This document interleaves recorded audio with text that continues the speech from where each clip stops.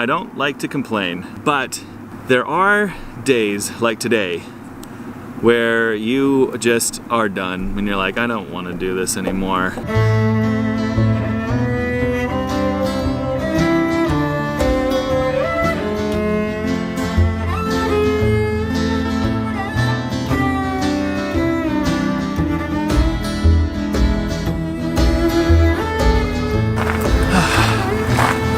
Did you like that complaint I just started with? That was all phony. I'm not actually complaining about anything. Today's show is actually the 5 most common complaints you'll hear as a father of a full-time RVing family, including yourself. But actually, I do have to actually take the trailer down and get it ready to go on the road. So we'll talk through these things while I do the work. I think the first complaint you'll hear as parents of a full-time RVing family is from your kids. They will complain about not having enough space and not having a house. These complaints generally come from our boys when we're asking them to clean up their Lego mess. It's usually when they're like, why can't we live in a house? Why can't we have our own bedroom to put all our Legos in? I hear that a lot. Erica, her daughter, may complain about not having a house and space because she may actually need it.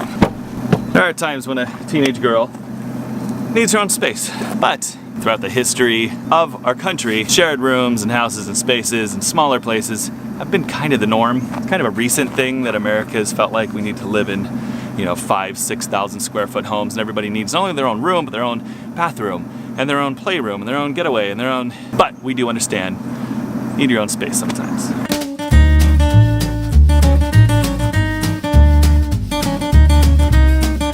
Second complaint you'll hear a lot of is from, well, it's from me, all right? Just leave me alone. I complain about this, and that is internet, because I need it, and I want it really, really fast. The constant moving, not knowing how service is gonna be, how you're gonna find internet, will there be Wi-Fi anywhere, is the Wi-Fi even usable? Usually isn't. That is a complaint that I may once in a while mention in the nicest way possible. Just say, oh, no internet. That's good.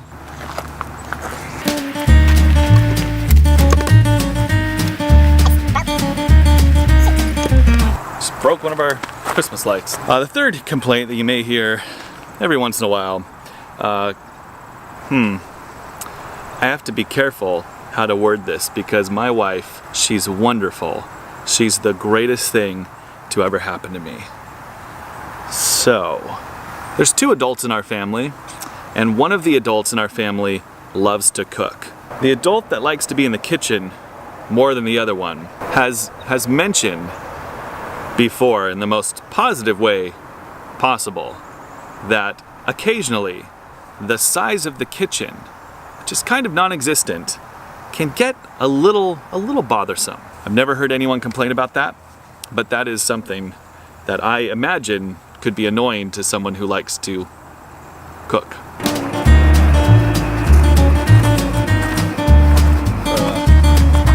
I'm still sweating so much. I'd show you my hat, but it's disgusting because I wore it when we worked out. That brings me to the 4th complaint. It's working out. I don't like it.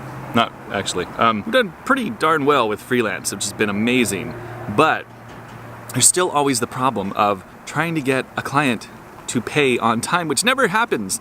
Somebody's over there looking at me. They came out of their trailer and stopped and were just staring at me. I was like, yes, I'm talking to myself to a camera. You miss those days of just consistent pay. At this day you're gonna have this much money coming to you. That's a nice thing.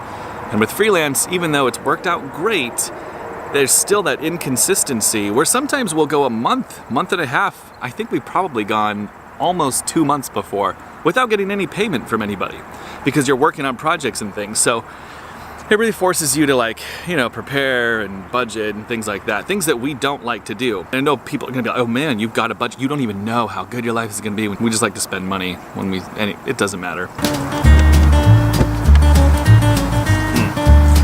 Last but not least, complaint is everything. What I mean is that if you're the kind of person who just complains a lot, the trailer life gives you a lot of reasons to complain. But most of the time, what you realize is that the complaints you're complaining about could happen and do happen to people regardless of how they live. Whether they're a trailer, a house, a corridor box, a mansion, a boat, it doesn't matter. Everybody has problems, difficulties, hurdles they have to face every day. It's easy to blame it on your current circumstances or blame it on just something else. We